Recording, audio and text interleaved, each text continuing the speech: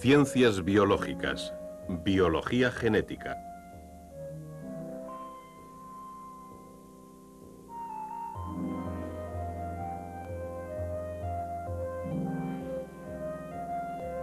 Células sexuales, un huevo rodeado de esperma, el momento de la fertilización. Las células sexuales son un punto crucial de la genética, el campo que investiga la herencia y en última instancia las propias unidades que controlan la vida, los genes. Pero, ¿qué hace que las células sexuales sean diferentes de las otras? La respuesta se encuentra en los cromosomas, los cuerpos que contienen los genes ubicados en el núcleo celular. Todas las células nucleadas contienen cromosomas, 4 en cada célula de este gusano redondo, 16 en cada célula de esta planta, 46 diminutos cromosomas en las células humanas, números pares, porque en cada célula hay 2 conjuntos iguales de cromosomas. Las células sexuales constituyen la excepción. Estas células especiales de reproducción tienen un conjunto, un solo conjunto. A través de la fertilización, el individuo nuevo inicia la vida con pares de cromosomas. Estas parejas de cromosomas, un conjunto de cada progenitor, es un acontecimiento relativamente reciente en la escala de tiempo biológica. Las primeras formas de vida eran semejantes a bacterias, organismos con cromosomas únicos impares. Estas células primitivas no contienen núcleos y sin embargo siguen siendo la forma única de vida a lo largo de más de 2000 millones de años. Pero luego, en el registro fósil de hace aproximadamente 1000 millones de años, empezaron a aparecer realizaciones más avanzadas, células con núcleos capaces de reproducción sexual. Si observamos a sus descendientes modernos bajo el microscopio, se tiene el sentimiento de regresar en el tiempo hasta el origen de nuestra vida sexual.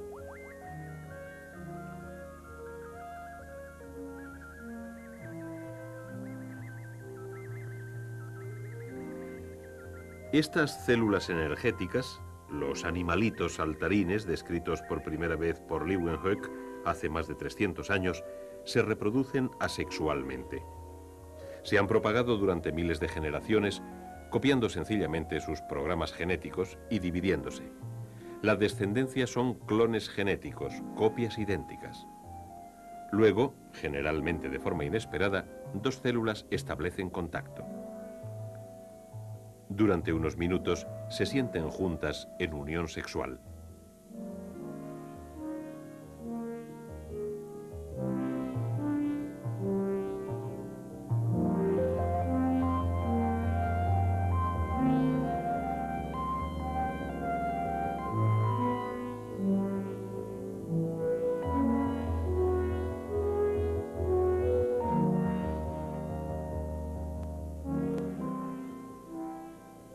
Durante este apareamiento primitivo hay un flujo de material genético entre las células. Cuando el intercambio se ha completado, se separan y siguen reproduciéndose asexualmente como antes, mediante división celular. Si estos organismos unicelulares no necesitan el apareamiento para la reproducción, ¿qué hace exactamente el sexo? Esta cuestión, la importancia del sexo en el desarrollo de la vida sobre la Tierra, ocupa el centro mismo de la biología teórica. Y algunas de las respuestas provienen de un organismo que recibe mucha atención por parte de los genéticos, la mosca común de la fruta. Cada cultivo contiene una población de moscas seleccionadas por un rasgo especial. Estas tienen alas largas, un modelo común en poblaciones naturales de moscas de fruta.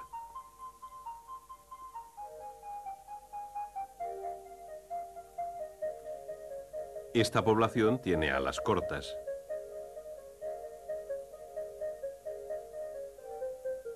Y esta no tiene alas.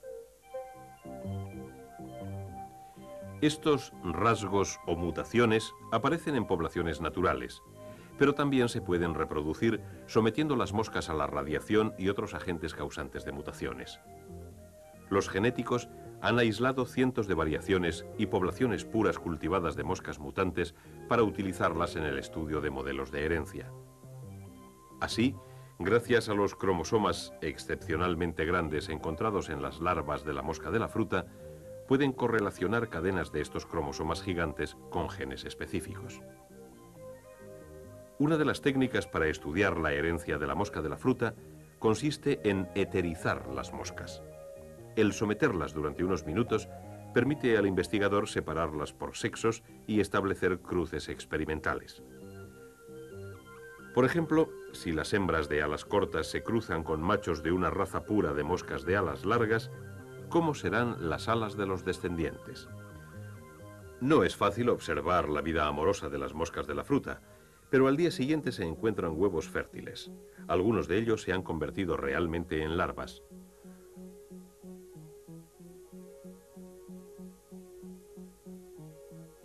Una semana después, las larvas se han convertido en ninfas y las moscas adultas se desarrollan dentro de sus cápsulas ninfales. Unos días más y están listas para salir, pero ¿con qué tipo de alas? ¿Largas? ¿Cortas? ¿Intermedias? ¿Y qué genes de alas llevarán? Recuerden que en los organismos sexuales los cromosomas se dan en pares, y he aquí los genes que gobiernan la longitud de las alas. Estas moscas puras de alas largas tienen genes de largo en ambos cromosomas. Las moscas de alas cortas tienen genes de corto. En los machos de alas largas, cada esperma tendrá un cromosoma que lleva un programa genético de alas largas.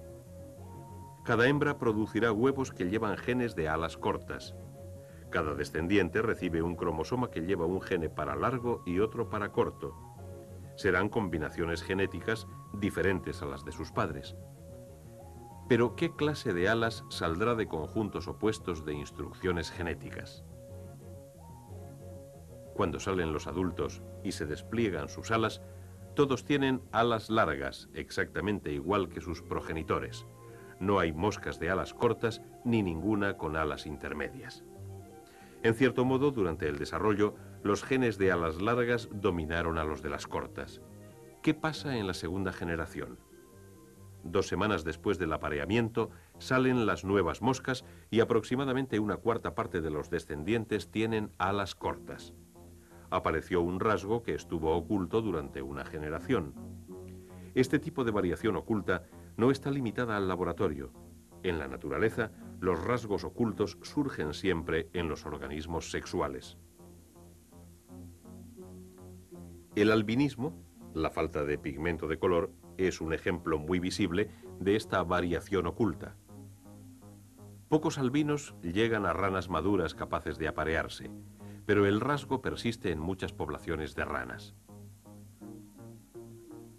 Nuestras moscas de la primera generación, que llevan ambos genes de alas, el dominante y el recesivo, muestran la razón.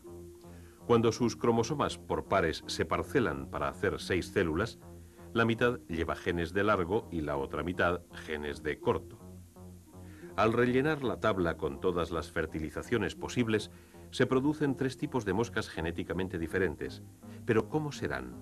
Como el largo es dominante, la proporción esperada es de 3 largos por 1 corto. 3:1, casi la proporción entre alas largas y cortas vista en nuestros grupos de moscas de segunda generación. Y 2 de cada 3 de estas moscas de alas largas llevan un programa genético oculto para alas cortas.